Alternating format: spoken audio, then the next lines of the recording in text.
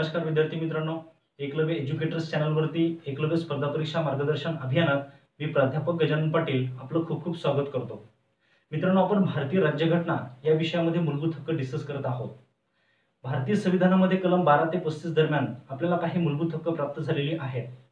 घटनेच्या सुरुवातीला आपल्याला 7 मूलभूत हक्क प्राप्त झालेली होती, परंतु 1978 मध्ये 44व्या घटना दुरुस्तीनुसार संपत्तीचा हक्क हा कलम 31 नुसार प्राप्त होणारा मूलभूत हक्क समाप्त करण्यात आला। परिणामी सध्या भारतीय संविधानामध्ये 6 मूलभूत हक्कांचा समावेश होतो की जे मूलभूत हक्क आपण गेल्या काही लेक्चर्समध्ये डिस्कस केलेले आहेत। त्यामध्ये समतेचा हक्क कलम 14 ते 18 नुसार, त्यानंतर स्वातंत्र्याचा हक्क कलम 19 ते 22, शोषणाविरुद्धचा हक्क कलम 23 ते 24, धार्मिक स्वातंत्र्याचा हक्क कलम 25 ते 28, सांस्कृतिक व शैक्षणिक हक्क कलम 29 ते 30 आणि शेवटचा 6वा मूलभूत हक्क आपण डिस्कस केला तो म्हणजेच घटनात्मक उपायाचा हक्क कलम 32। मित्रांनो, आपण हे हक्क कलम 14 ते 32 च्या दरम्यानचे पाहिलेले आहेत, परंतु ह्या तरतुदींच्या व्यतिरिक्त इतरही काही तरतुदी भारतीय संविधानामध्ये मूलभूत हक्कात आपल्याला दिलेल्या आहेत।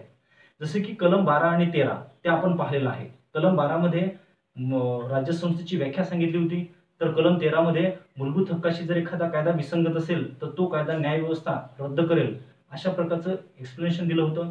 तसंच कलम 32 नंतर कलम 33, 34 आणि 35 अशा आणखीन 3 कलम आहेत, परंतु ह्या तीनही कलम मध्ये कोणत्याही प्रकारचा मूलभूत हक्क आपल्याला दिलेला नाही। त्या तरतुदींचा जरी समावेश मूलभूत हक्कामध्ये होत असेल तरी सुद्धा त्या तरतुदींच्या माध्यमातून आपल्याला मूलभूत हक्क दिलेला नाही, परंतु मूलभूत हक्कासंदर्भात मात्र तिथे काही डिस्कशन किंवा मूलभूत हक्कासंदर्भात काही माहिती आपल्याला त्या तरतुदींदरम्यान दिलेली आहे। आजच्या लेक्चरमध्ये आपण ती माहिती बघूयात की कलम 33, 34 आणि 35 मध्ये काय सांगितलेलं आहे।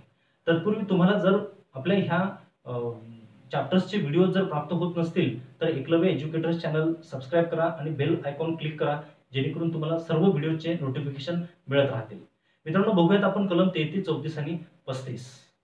कलम 33 मध्ये असं सांगण्यात आलं की सैन्य दले आणि मूलभूत हक्क, म्हणजे याचा काय अर्थ होतो मित्रांनो, आपल्या देशामध्ये जी सैन्य दले आहेत, जी लष्करी दले आहेत, ती लष्करी दले आणि मूलभूत हक्क याच्यामध्ये काय रिलेशन आहे।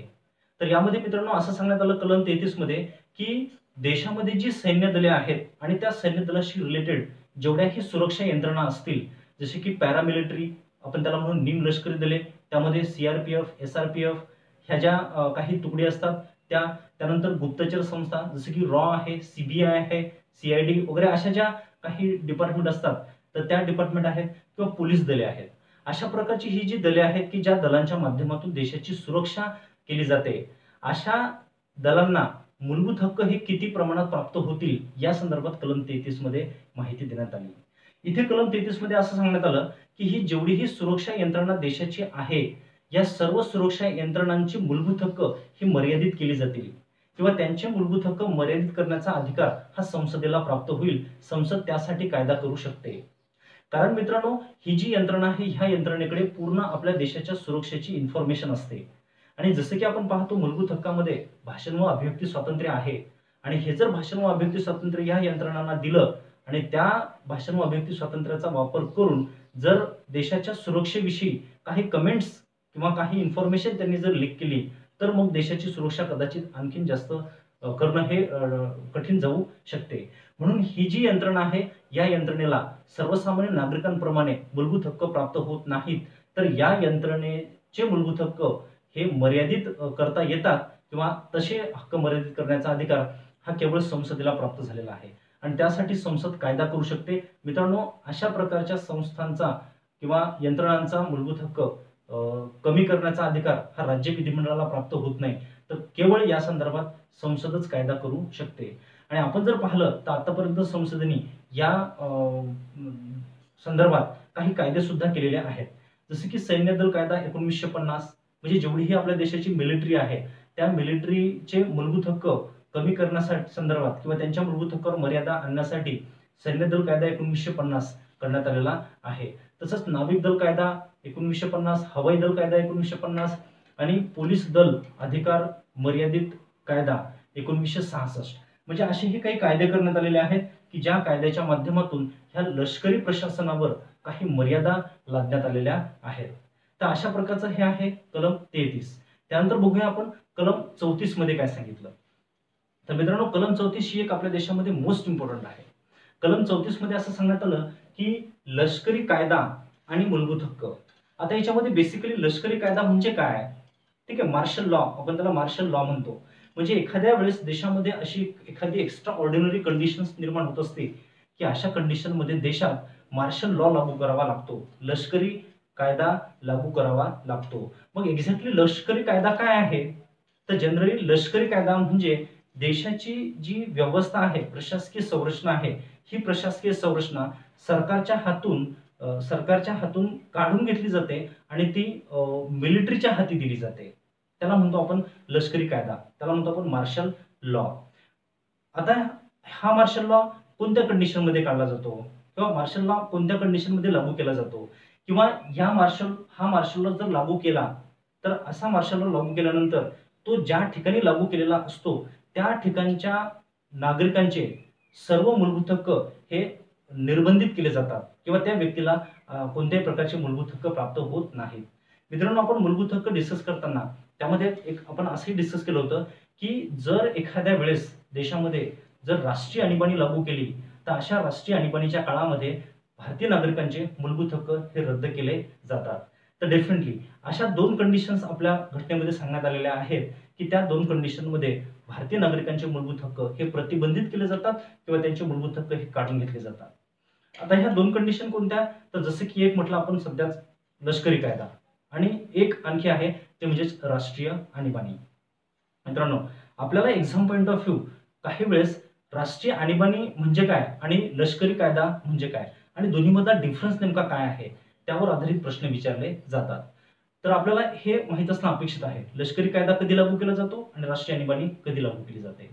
आता जसं की आपण म्हटलं आपल्या मूलभूत हक्कामध्ये कलम 34 मध्ये असं सांगितलं की ज्या ठिकाणी लष्करी कायदा लागू केला जाईल त्या ठिकाणच्या नागरिकांचे मूलभूत हक्क हे समाप्त होतील, हे आपल्याला कलम 34 मध्ये सांगितलं. तसंच इथे भारतीय संविधानामध्ये कलम 352 मध्ये असं सांगण्यात आलं की जर देशात राष्ट्रीय आणीबाणी जर लागू केली तर देशातील नागरिकांचे मूलभूत हक्क हे समाप्त होतील. परंतु मग राष्ट्रीय आणीबाणी आणि मार्शल लॉ याच्यामध्ये काय डिफरन्स आहे, तर मित्रांनो याच्यामध्ये काही बेसिक डिफरन्स आहे. तो डिफरन्स मध्ये कसा बघू आपण.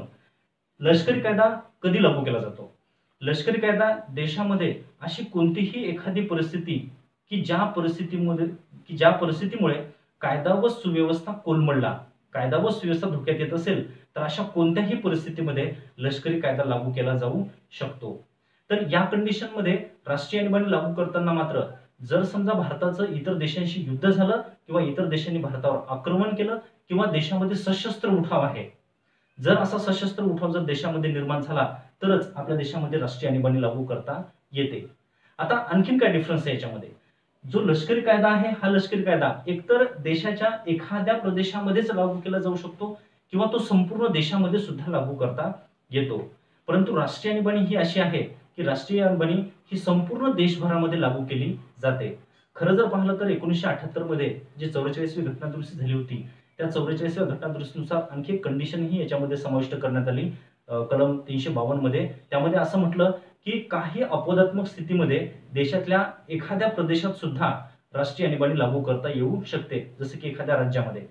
परंतु मार्शल लॉ जर पाहिला आपण तर मार्शल लॉ अगदी एका शहरापासून ते एक घटक राज्य ते संपूर्ण देश अशा प्रकारे मार्शल लॉ लागू करता येतो, लष्करी कायदा लागू करता येतो. आता दुसरा मुद्दा असा आहे की लष्करी लॉ किंवा राष्ट्रीय आणीबाणी जर लागू केली तर काय परिणाम होतो, तर जनरली आपण पाहू लष्करी लॉ जर समजा लष्करी कायदा लागू केला तर तो कायदा ज्या ठिकाणी लागू केला असेल म्हणजे एखादं शहर, राज्य किंवा संपूर्ण देश, ज्या क्षेत्रात लष्करी कायदा लागू केला जातो तिथल्या लोकांचे केवळ आणि केवळ मूलभूत हक्क हे समाप्त होतात.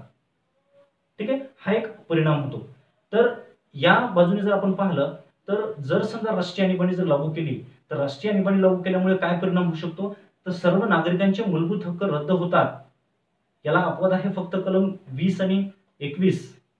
ठीक आहे, कलम 20 आणि 21 ह्या जर दोन कलम सोडल्या तर बाकी सर्व मूलभूत हक्क हे रद्द होतात. आणीबाणीच्या कारणामुळे. तसंच पुढे आपण असं म्हणू की जर राष्ट्रीय आणीबाणी लागू केली तर जे अधिकार विभाजन आहे, म्हणजे केंद्र सरकारला जे अधिकार आहेत आणि राज्य सरकारला अधिकार, तर या अधिकारावर सुद्धा परिणाम होऊ शकतो. म्हणजे जे घटक राज्याला अधिकार आहेत ते सर्वच्या सर्व अधिकार केंद्र सरकारला जाऊ शकतात. हा एक दुसरा परिणाम होऊ शकतो. ज्या केंद्र सरकारच्या योजना असतात त्या केंद्र सरकारच्या योजनांवरही काही परिणाम इथे होऊ शकतो राष्ट्रीय आणीबाणीमुळे. तसंच संसदेचा कार्यकाळही इथे वाढवता येतो. लष्करी कायदा जर लागू केला तर संसदेचा कार्यकाळ मात्र वाढवता येत नाही किंवा केंद्रीय योजनांवरती सुद्धा कोणत्या प्रकारचा असा परिणाम होणार नाही लष्करी कायद्यामध्ये. तसंच महसूल जे आहे, आणीबाणी जर लागू केली तर देशाचा जो महसूल असतो आणि त्याचं जे डिस्ट्रीब्युशन होत असते घटक राज्य आणि केंद्र सरकार यांच्या दरम्यान, तर त्या डिस्ट्रीब्युशनवर सुद्धा काही परिणाम होण्याची पॉसिबिलिटी असते राष्ट्रीय आणीबाणीमध्ये. परंतु इथे मात्र मूलभूत हक्क समाप्त होतात. हा एक काही डिफरन्स याच्यामध्ये आहे. पुढचा आणखी एक डिफरन्स याच्यामध्ये आपल्याला पाहायला मिळेल की जर समजा एखाद्या प्रदेशामध्ये किंवा देशामध्ये जर लष्करी कायदा लागू केला तर देशाचं सरकार कोसळते. तसंच न्यायालय सुद्धा रद्द होतात. म्हणजे सरकार आणि न्यायालय हे रद्द होत असते लष्करी कायद्यामध्ये. परंतु राष्ट्रीय आणीबाणी जर लागू केली तर राष्ट्रीय आणीबाणीमध्ये सरकार बरखास्त होत नाही, सरकार हे अस्तित्वात राहते. तसंच न्यायालय सुद्धा समाप्त होत नाहीत, न्यायालय सुद्धा अस्तित्वात असतात. हा बेसिकली डिफरन्स आहे मार्शल लॉ म्हणजे लष्करी कायदा आणि राष्ट्रीय आणीबाणी ह्या दोन कन्सेप्टच्या दरम्यान. परंतु दोन्ही कन्सेप्टच्या दरम्यान मात्र मूलभूत हक्क हे समाप्त होतात. आता आपण पाहूयात की लष्करी कायदा देशामध्ये म्हणजे भारतामध्ये कधी लागू केला होता.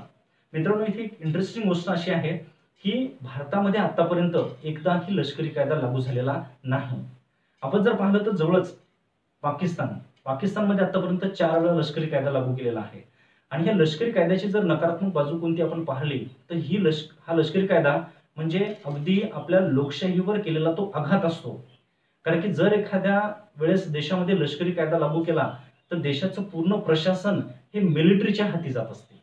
म्हणजे पूर्ण मिलिटरी रूल आहे ते, ठीक आहे. आणि राष्ट्रीय आणीबाणीमध्ये मात्र तसं होत नाही. भारतामध्ये राष्ट्रीय आणीबाणी लागू झालेली आहे आतापर्यंत. 1975ला देशांतर्गत आणीबाणी लागू केलेली होती, ठीक आहे. परंतु मार्शल लॉ मात्र आपल्या देशामध्ये आतापर्यंत लागू केलेला नाही. पाकिस्तानमध्ये ते 4 वेळा झालेला आहे. इव्हन अमेरिकेमध्ये झालेला आहे, रशियामध्ये, इराण, त्यानंतर ऑस्ट्रेलियामध्ये सुद्धा, कॅनडामध्ये सुद्धा मार्शल लॉ लागू झालेला आहे. परंतु भारतात आतापर्यंत मार्शल लॉ लागू झालेला नाही. तर हा होता बेसिक डिफरन्स लष्करी कायदा आणि राष्ट्रीय आणीबाणी. थोडक्यात सांगायचं म्हणजे काय, तर लष्करी कायदा जर लागू केला तर मूलभूत हक्क हे प्रतिबंधित केले जातात. त्या ठिकाणच्या नागरिकांना मूलभूत हक्क प्राप्त होत नाही. पुढची जी आपली कलम आहे तर पुढची कलम म्हणजेच 35.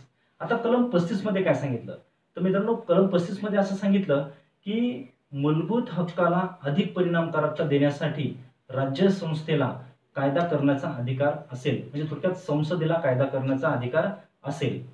म्हणजे याचा अर्थ काय होतो तर मित्रांनो, आपल्या मूलभूत हक्कामध्ये काही कलम अशा आहेत की ज्या कलमची किंवा ज्या मूलभूत हक्काची अंमलबजावणी करणं हे प्रचंड कठीण आहे.